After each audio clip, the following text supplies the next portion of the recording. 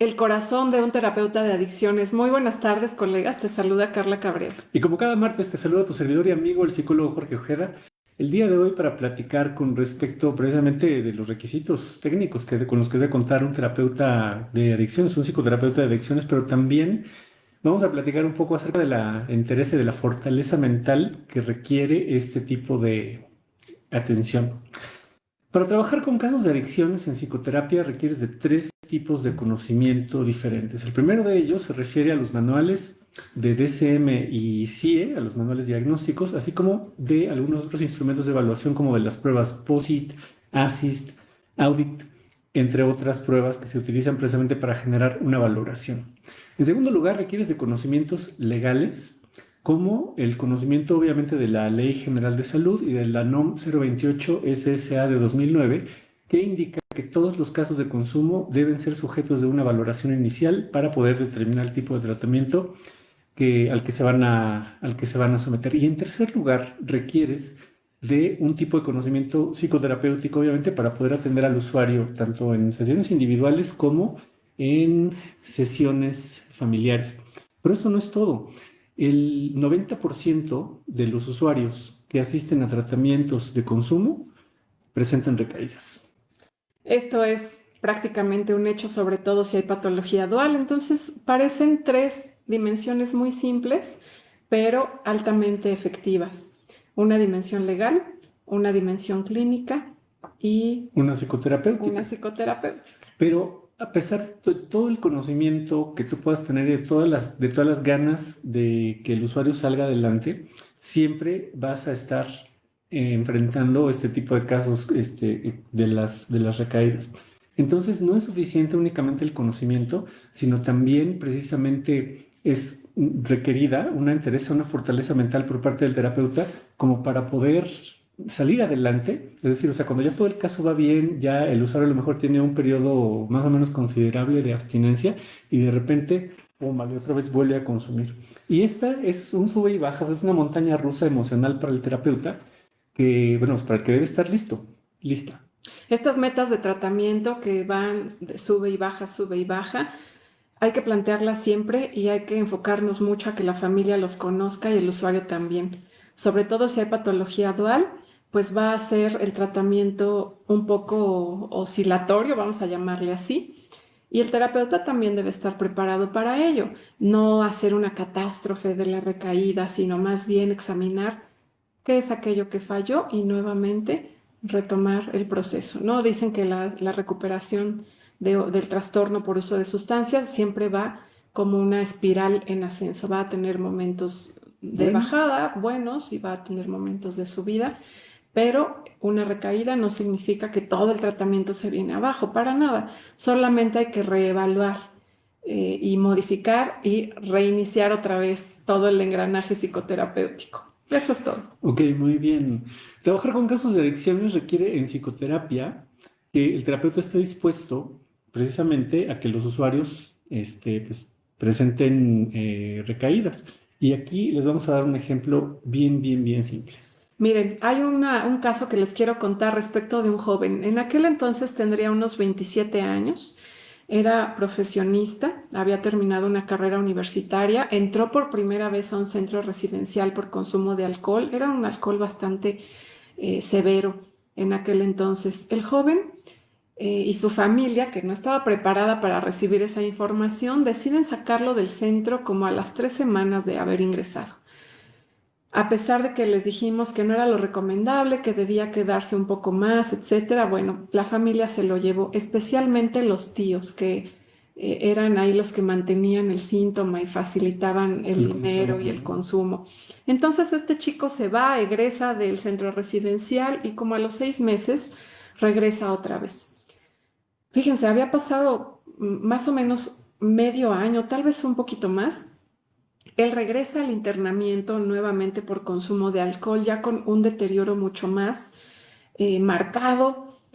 Y en el primer día de ingreso, en el horario de comida, él sufre un ataque epiléptico. Eso nos demuestra lo grave que es una droga legal, que es el alcohol. Y también demuestra que si la familia no hace sinergia para trabajar el trastorno, sobre todo con este tipo de casos donde había patología dual, donde había un trastorno severo, podemos encontrar que el caso avanza rápidamente y progresa a tal punto de que, pues ahora ya tenía, siendo muy joven, eh, el, un trastorno de ansiedad más el trastorno por consumo de alcohol y ahora se le había juntado los ataques epilépticos. 27 años aproximadamente tenía este joven. Imagínense lo que el pronóstico para este tipo de usuarios pues es realmente no tan bueno por la evolución que ha tenido él, por la evolución que muestra la familia, porque no hay un acuerdo en atender el trastorno. Entonces, fíjense qué importante es que la familia se integre, vayan en el mismo sentido para que el usuario no tenga posibilidad de encontrar a alguien que le facilite el consumo.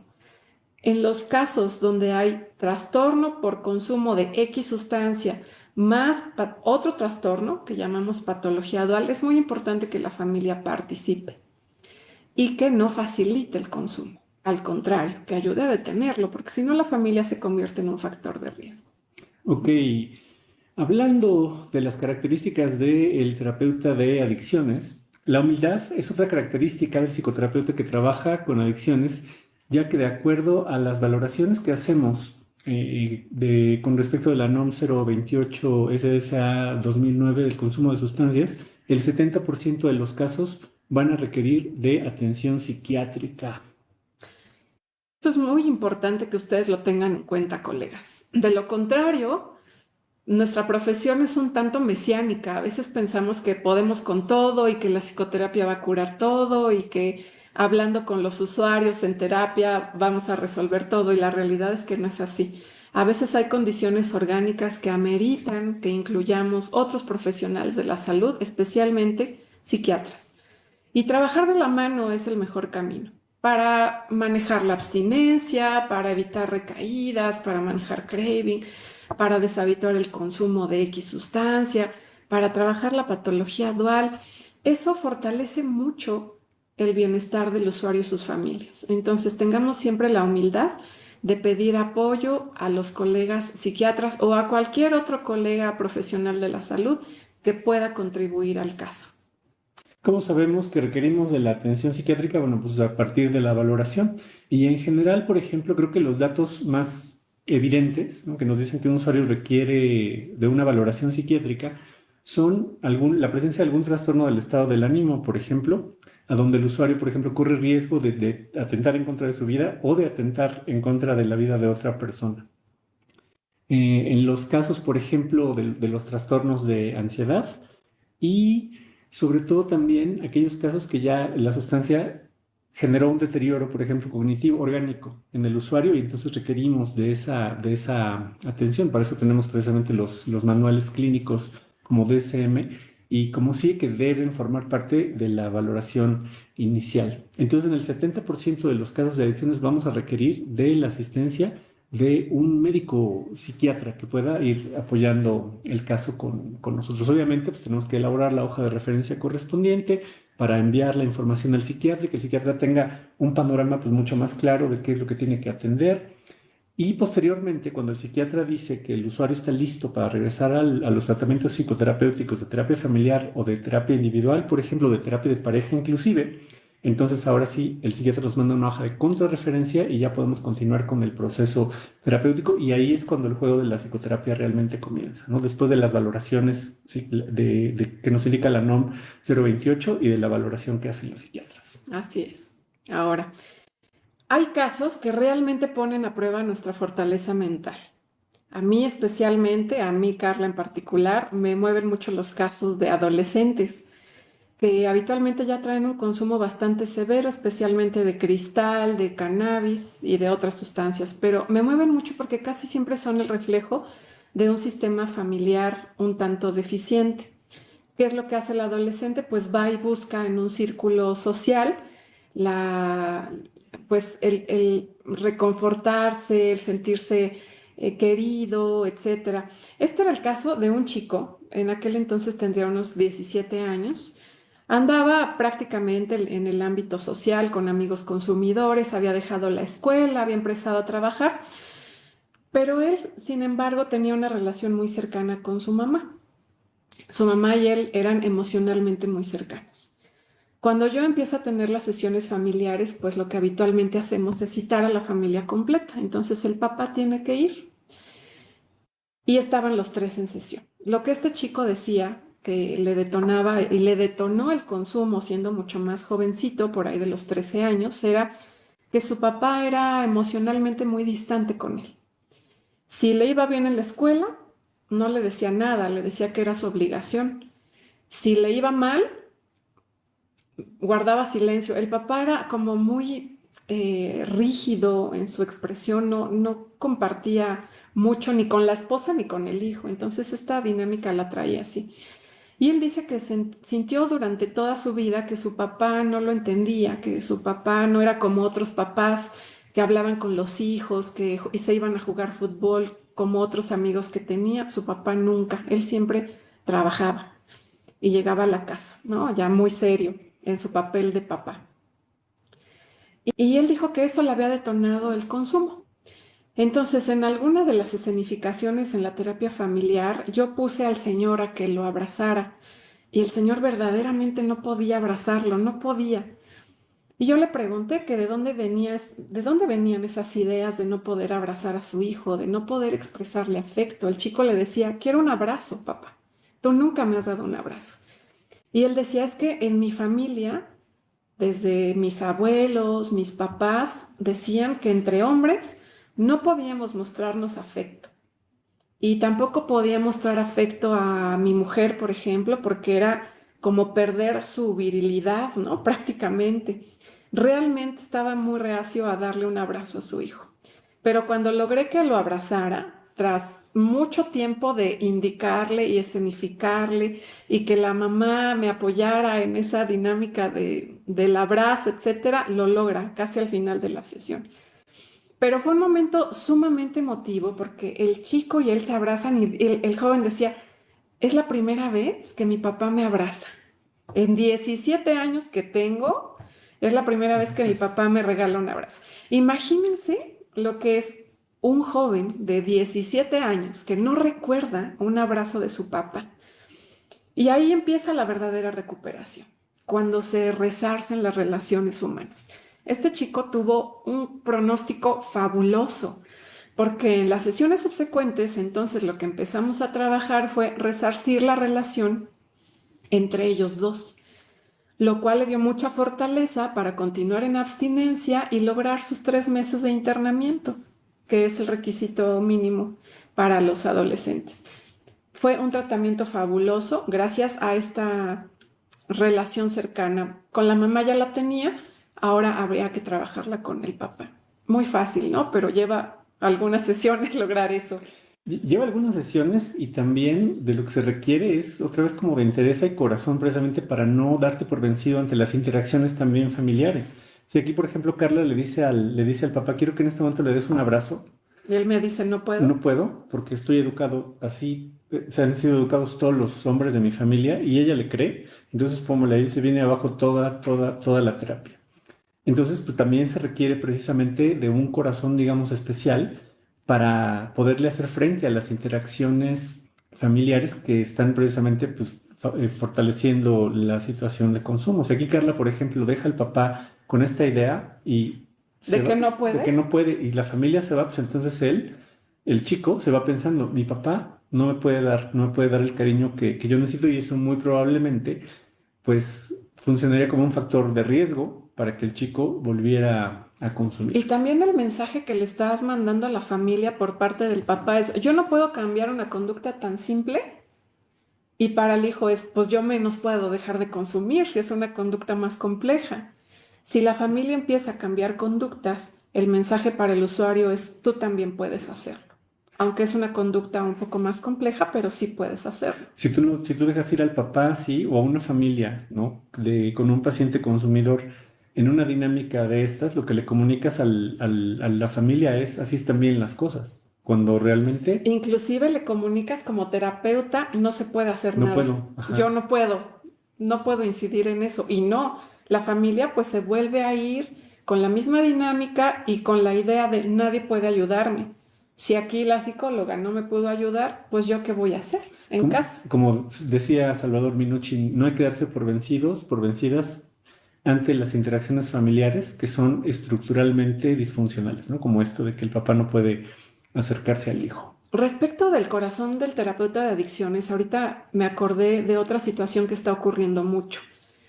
A veces el usuario consumidor no quiere dejar de consumir y esa dinámica pasa años y al menos 10 años, ¿no? Yo lo he contado en las consultas, al menos 10 años en la dinámica de no quiero dejar de consumir y la familia cuidándolo y él consume y ellos lo cuidan, él consume y ellos lo cuidan. ¿Qué pasa en la familia?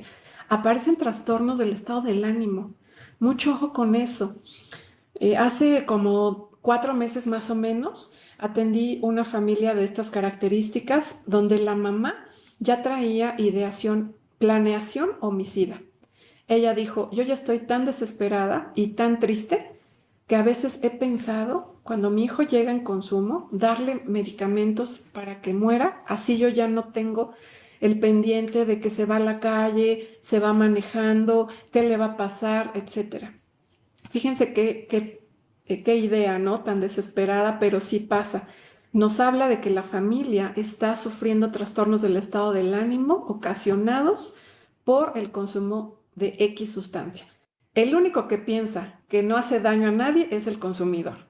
Pero pregúntenle a las familias cómo viven esa experiencia y van a ver que es una experiencia sumamente traumática al estar preocupado por un familiar consumidor toda la vida. Es un estrés terrible. Entonces, ojo con eso, vigilen a las familias también con los trastornos, especialmente del estado del ánimo.